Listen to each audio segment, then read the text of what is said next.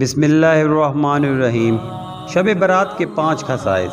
شب برات کو اللہ تعالیٰ نے 5 خاص صفات عطا فرمائیں جنہیں کثیر ائمہ نے بیان کیا ہے۔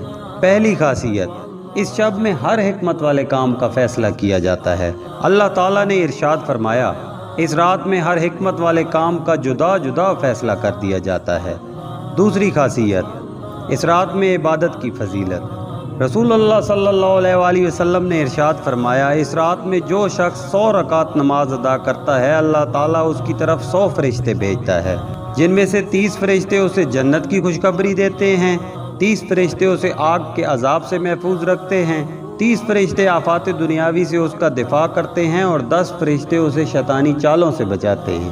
تیسری خاصیت، کثرت سے رحمت الہی کا نزول ہونا۔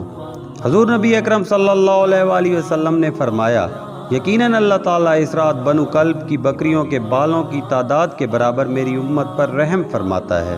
چوتھی خاصیت، گناہوں کی بخشش اور معافی کا حصول۔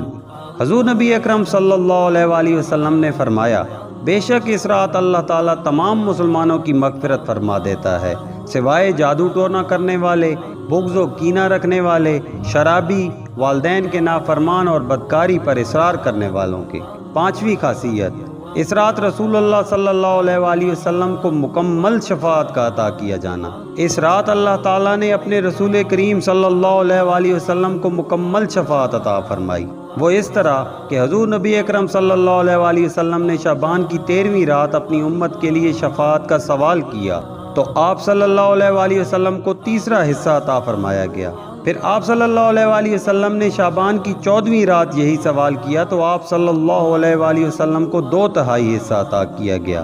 پھر آپ صلی اللہ علیہ وآلہ وسلم نے شعبان کی 15ویں رات سوال کیا تو آپ صلی اللہ علیہ وآلہ وسلم کو تمام شفاعت عطا کر دی گئی، سوائے اس شخص کے جو مالک سے بتکے ہوئے اونٹ کی طرح اپنے مالک حقیقی اللہ تعالیٰ سے دور ہو جاتا ہے، یعنی جو مسلسل نافرمانی پر مصر ہو۔ جلیل القدر تابعی حضرت عطار بن یاسر رضی اللہ تعالیٰ عنہ فرماتے ہیں، شب قدر کے بعد شعبان کی 15ویں شب سے زیادہ کوئی رات افضل نہیں ہے۔